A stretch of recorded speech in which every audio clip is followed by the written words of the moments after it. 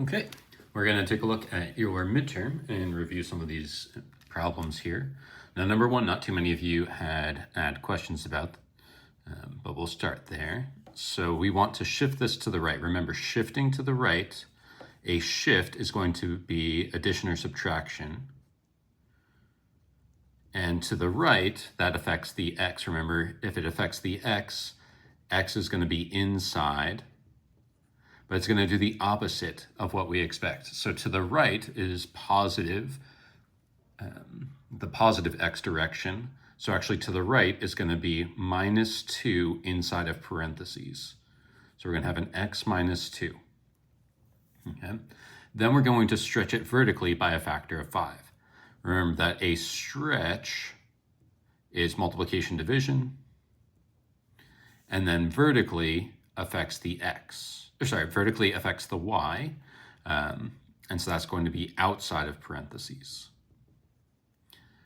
All right, and y does what we expect it to do.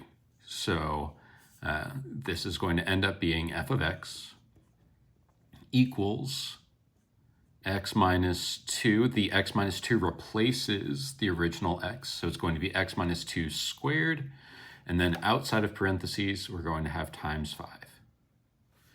Okay.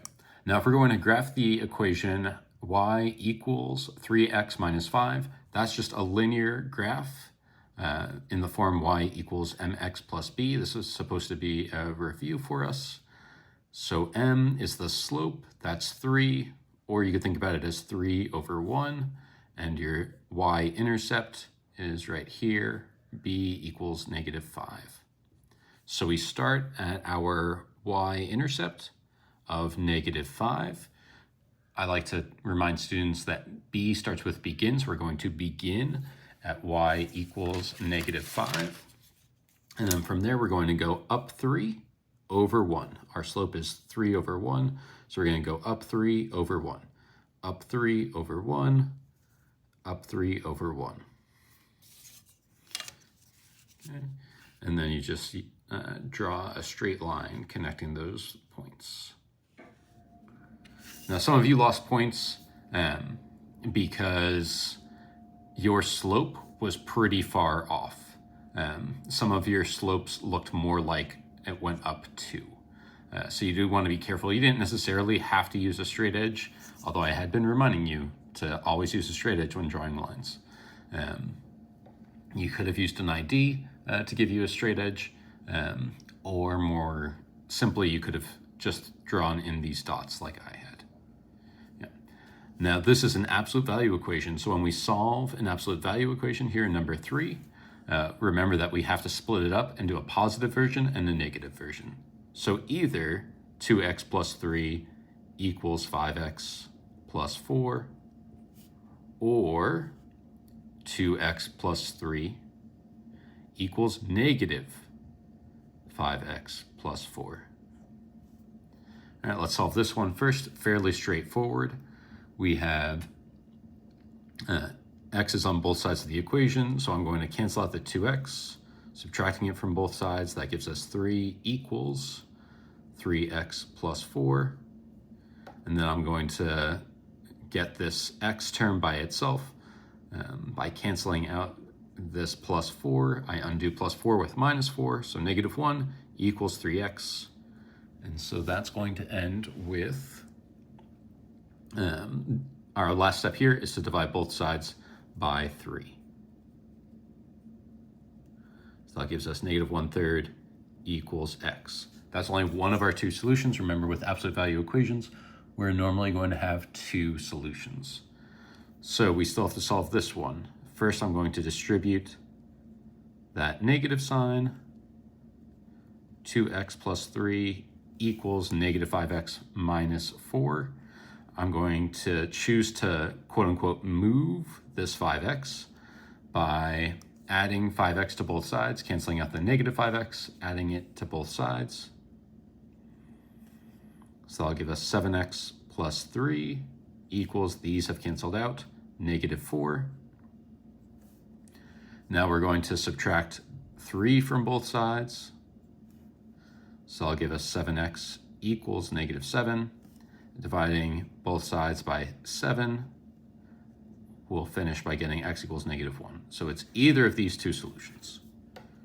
Both of those work. You could go back and plug it in, and you'd get that they're going to be equal to each other when you plug in either -1 or -1/3. Okay. Number 4, we have to find the slope and interpret it. Remember, slope is just rise over run. All right. So to go from 48 to 63, it must have risen by 15. But I said to show work. So 63 minus 48 for our rise, and our run, we started at 3 and eventually got to 6. So we're going to write 6 minus 3. This is our slope formula. So that is equal to 15 over 3, or 5. So our slope is 5, which means that now we go back and we check the units. So we've got number of rides and cost in dollars. So it's the rise over the run. So that means that the cost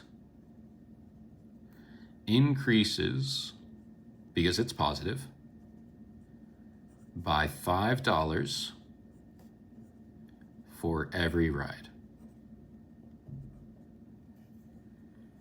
Okay. In number 5, we're trying to solve a system of linear equations. You do have some different options for how you could have solved this. I personally see the fact that this is just y. So the y is almost by itself. So I'm going to choose to use substitution. You could have also fairly easily have solved this by elimination, but I'm going to show the work for substitution. So I'm going to grab that equation, just completely rewrite it, equals 2. Now I want to get y by itself. To get y by itself, I'm going to cancel out this 4x. So that'll give us y equals 2 minus 4x. And now I'm going to substitute this in. That's why it's called substitution. I'm going to substitute this expression into that y.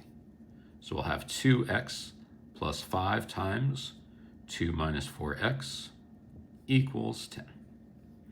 So that'll give us 2x plus 10, because we have to distribute. 2 times 5 is 10. 5 times 4x is negative 20x equals 10. Our 10s are going to cancel out, so we're going to have negative 18, x equals 0, so x equals 0. Okay. Now plugging in 0 equals x, we're going to get y equals 2 minus 4 times 0, so y equals 2. Okay. To subtract complex numbers, that's basically just combining like terms.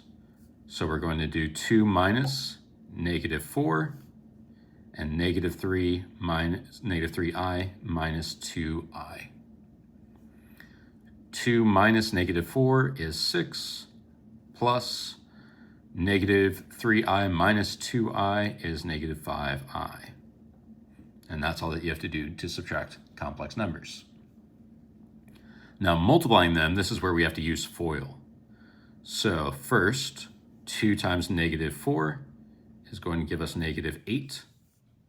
2 times 2i is going to give us plus 4i. That was first, outer, inner. Negative 3i times negative 4 is plus 12i. And negative 3i times positive 2i is going to give us minus 6i squared. But remember, 6i squared is the same thing as 6 times negative 1. So that's the same thing as positive 6. So we've got negative 8 plus 4i plus 12i plus 6. Negative 8 plus 6 is negative 2 plus 16i. Okay.